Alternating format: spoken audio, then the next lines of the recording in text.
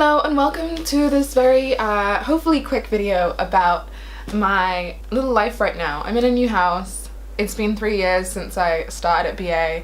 Yesterday was my little anniversary and I thought I'd very quickly talk through with you some highlights, some lowlights, and maybe some reasons why you should quit your job and come and become a well-traveled person.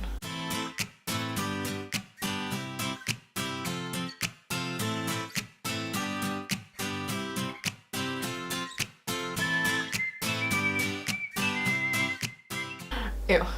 Yes, that's right. It has been three years since I started at BA and since I started this journey on being cabin crew and seeing the world and seeing places that I never thought I would see. And I'm here for it, you know?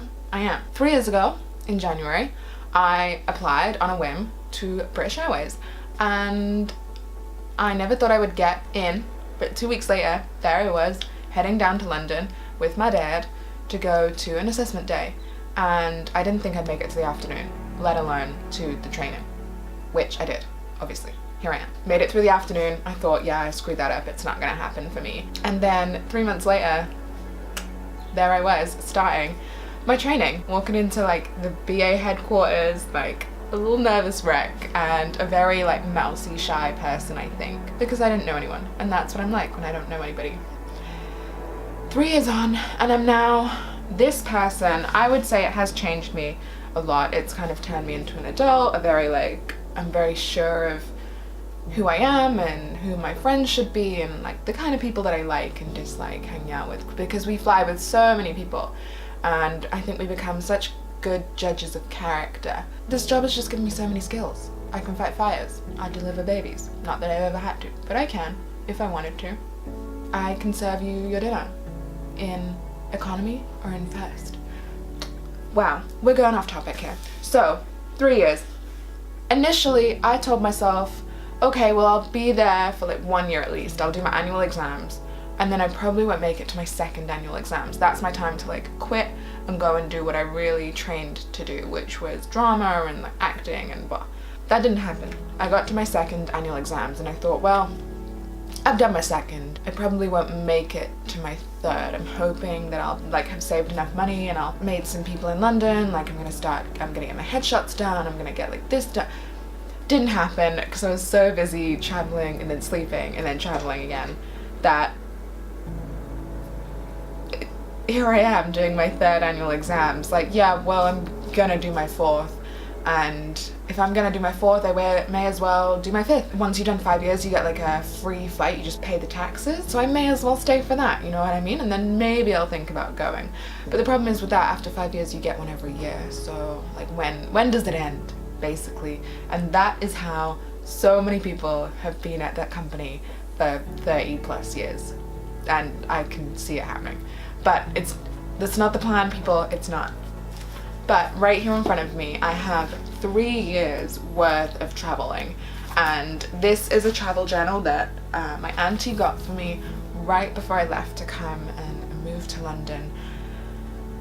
And I decided to write in there the night stops and the trips that I would go out and do things on, and things that I knew I would want to remember at some point later down the line. You know, it's become a bit of a ritual for me now to land from a trip, unpack my case, get ready for bed, have a shower kind of thing, and then I'll sit down, maybe in front of the TV, or maybe just in my bed before I go to sleep, and I'll recall like the interesting things that happened on the trip, or maybe even on the flight if anything interesting happened. Like, you know, having the guys from the original Top Gear on the plane. That was a highlight for me to write in this little book. It's been very interesting to kind of come to the end of this book and start to think about, do I buy another book? Is that what's gonna happen here? Yeah, I did. I'm getting to the end of this one. You can see the thickness here. And then this one, I've like bulked this baby out, you know, to see the highlights and yeah, let's talk through some quick ones. Just to clarify, if I went to like Nairobi and didn't leave my hotel room because I was like sleeping or just watching TV, it didn't go in the book unless something interesting happened. This is not everything that I've done in 3 years, just to be clear, but it is the interesting ones. Like my very first flight is in here. Austin, Texas. Tokyo was like, to date, that my third long haul trip is one of the most eye-opening experiences for me, because Tokyo to me was like a whole other world. I hadn't traveled further, you know, I'd been to LA and New York on holiday and like Spain, but I'd never gone anywhere east. You know, like it was another world altogether, and I'm dreaming of going back. Japan is just, we recently started an Osaka flight, and that's my top bid. I mean, I've really, like in the beginning there's like just mostly writing, there's not that many pictures, apart from that one that just fell out. Like there's pages of pictures, but on like pages of writing it's just like pure writing.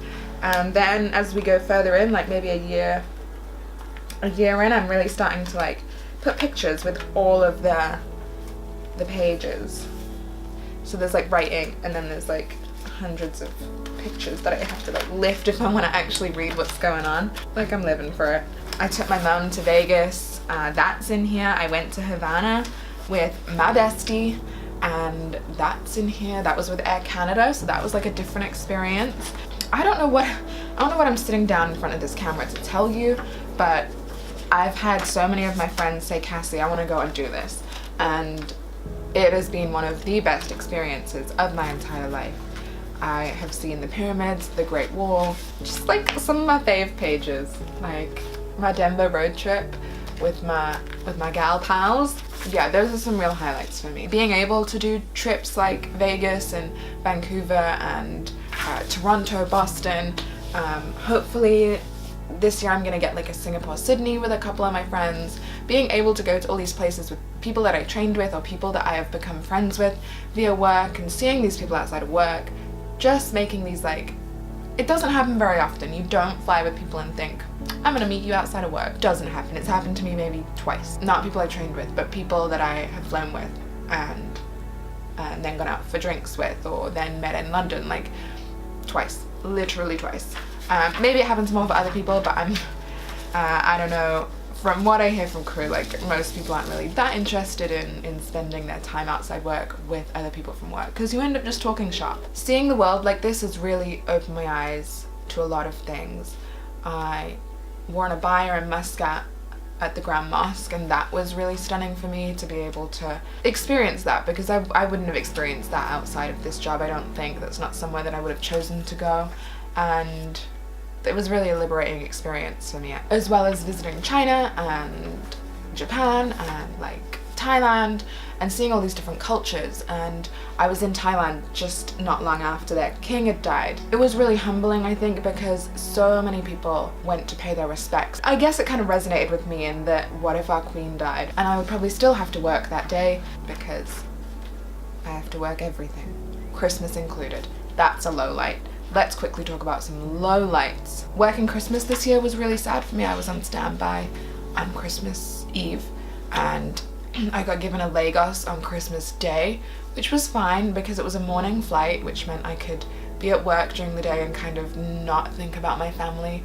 And then by the time I landed in Lagos, I got to call my family very quickly, see what they were up to. They'd had a few drinks, they were about to have their dinner.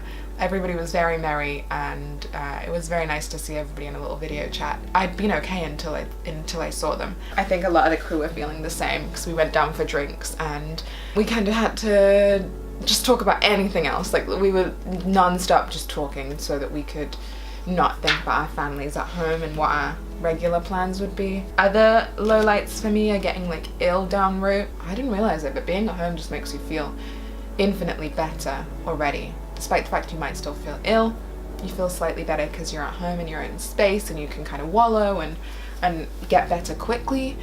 Whereas when you're in a hotel room, not knowing what's wrong with you and not being able to go into your usual doctor or your usual pharmacy. And hotel air conditioning does not help when you're like blocked up at all. So like New Orleans, that I did one of the very last New Orleans flights for mixed fleet, which is the long haul and short haul mixed fleet that I do. The route was going over to our exclusively long haul guys, and I did one of the very last ones. Everybody went out drinking, everybody was ready to have a good time because we weren't going to get this route for a little while. I got so ill, my ears were blocked to the point where I felt dizzy when I stood up. I couldn't go out with everybody and it was raining. Probably wasn't the best for me to go out anyway, just otherwise I'd get more sick. So that was sad. I missed out on that kind of trip. I recently got tonsillitis in Vancouver, which is one of my favorite trips. As you all know, if you follow me on Instagram, I talk about it non-stop, and I've been there 4 times this month, but one of them I came down ill, so I couldn't do what I wanted to do. Another low light is the long hours and my sleep pattern has really changed since being crew, and since we get like a couple hours to lie down on longer flights. I've kind of gotten used to those like short stints of napping. So now when I go home, and sometimes I'll maybe go to sleep at like 11, 12, I'll wake up at 4 or 5 and potentially be like awake, because that's what my body is used to. The whole time differences things, constantly being jet lagged. It just comes with the territory, really. But I think the highlights really counteract those things, and that's why I've been here for so long. Seeing the world like this and being able to have all these experiences that not a lot of my friends have had makes it all worth it. I wouldn't change anything that's happened in the past 3 years for the world, except maybe being in Lagos at Christmas, but still, it was an experience. I know for next year to either be exclusively like off or to get like a better trip, hopefully. I don't know why I'm sat down in front of this camera telling you all of this, but I just am filled with so much gratitude this week for the 3 years that I've been able to experience. And you do get moments like this when you're like in a country and you kind of can't really believe that you're there. I'm very grateful for the 3 years that I've been given, and I would very much appreciate 3 more, I think, of, you know, new routes and new aircraft. We're getting an A350 this year, which I am rumored to be getting trained on. I'll let you know, which is going to have our new seat in business class, and I'm just very excited for what the next few years may bring, and there's still so much more of the world to see. Like, I'm doing an LA road trip next week, hopefully going to Coachella next year, I guess. I want to go to Bali. I'm gonna drive around Vermont in autumn, I think. I'm gonna go to Japan hopefully next year. We have recently got Delhi from the long haul guys, so the Taj Mahal, here I come. I want to go to Hawaii, Iceland hopefully. I want to do a little bit more of Africa potentially. At some point I would like to do Antarctica, but I'm very fearful of that boat trip down for like 4 days, and it's like choppy waters. Like, honey, no. Honey, no. I'm not ready for that. So, to summarize, it's been a long but quick 3 years, and I have enjoyed every single second of it, despite the fact I might complain about the job sometimes, and the jet lag, and being ill, and being away from home.